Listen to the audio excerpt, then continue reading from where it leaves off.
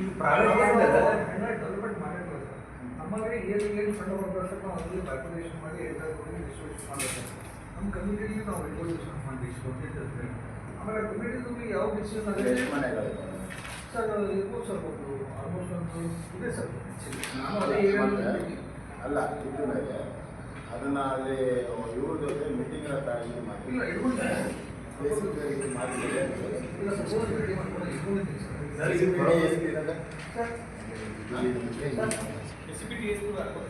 ಇಲ್ಲ ಸರ್ ಅದು ಹೆಂಗೆ ಸರ್ SCPT ಸರ್ ಅದು ಆ ಏರಿಯಾದಲ್ಲಿ ಮೋರ್ ದನ್ 60% SC 40% ಇರ್ಬೇಕಂತ ಐತ್ರಿ.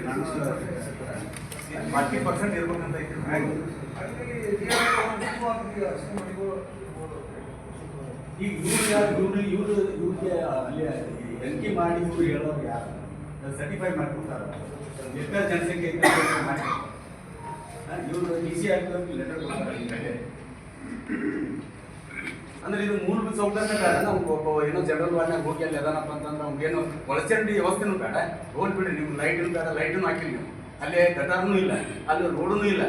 ಅದ ಈಗ ಮನೆ ಮನೆ ಲೇಔಟ್ ಆಗ್ಯಾವಲ್ಲ, ಅವು ಮಾಲ್ಕಿ ಜಮೀನ್ದಾಗ ನಿಮ್ಮದು ಫಂಡ್ ಯಾಕೆ ಹಾಕಿದ್ರಿ? ಇಲ್ಲಿ ಎಲ್ಲ ಇದಾವ್ರಿ, ರಿಪೋರ್ಟ್ ಅದಾವ, ನಾನು ಫೈಲ್ ಮಾಡ್ತೀನಿ. ಈಗ ಅವರು ಅದಕ್ಕೆ ಆ್ಯಕ್ಷನ್ ತೊಗೊಂಡು ನಿಮ್ಗೆ ರಿಪ್ಲೈ ಕೊಡ್ತೀವಿ, ನಿಮ್ಗೆ ಆಕ್ಷನ್ ನಮ್ಗೆ ಕೊಡ್ತಾರೆ. ಸ್ಯಾಟಿಸ್ಫೈ ಆದರೆ ಸರಿ, ಇಲ್ಲ ಅಂದರೆ ಬೇರೆದು ಏನೇನಿದೆ ಹಚ್ಚಿ ನಾವು ತೊಗೊಂಬಂದ್ರೆ ಸರಿ. ಆಯ್ತಾ?